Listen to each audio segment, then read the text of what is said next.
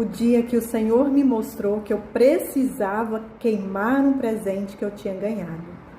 Nessa época, eu estava passando por um processo de libertação de uma dependência emocional que eu tinha e eu estava encerrando muitos ciclos.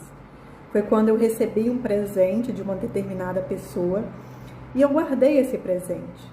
Só que eu comecei a me sentir muito mal. Eu comecei a me sentir muito angustiada, muito depressiva. Eu comecei a sentir muito medo. Era um medo assim de pânico. Foi quando eu levei ao Senhor isso em oração.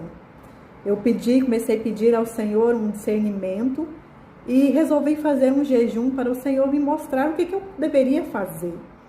E eu me lembro que nessa noite o Senhor me mostrou em sonho.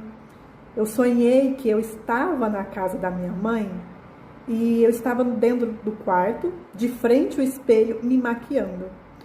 Só que eu vi pelo espelho como se fosse uma sombra andando na parede, era um espírito maligno. E no sonho eu já tive o discernimento do o porquê que aquele espírito maligno estava ali naquela casa, naquele quarto. Foi porque minha mãe tinha ganhado várias bonecas, só que uma daquelas bonecas havia uma influência maligna que estava trazendo aquele espírito maligno para dentro daquela casa. Foi então que no sonho eu comecei a tirar todas aquelas bonecas para fora de casa para poder queimar. Porque eu não sabia qual daquelas bonecas tinha a influência maligna, né? Então eu trouxe todas para fora de casa para queimar.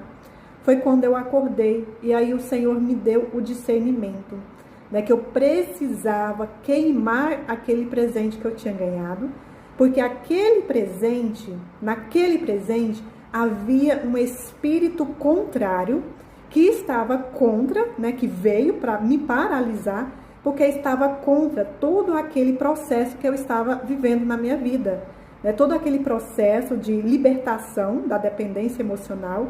E foi um momento que eu estava me libertando, mas eu estava me aprofundando em estudos bíblicos, né, da palavra. Então eu estava tendo muita revelação da Bíblia, eu estava mergulhando mesmo.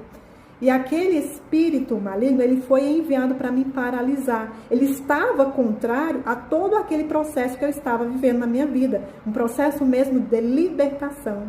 Então é isso que Satanás, ele tenta fazer conosco, né? Ele tenta nos paralisar, nos prender, aprisionar no campo das emoções. E daí então ele quer nos manter lá. Ele faz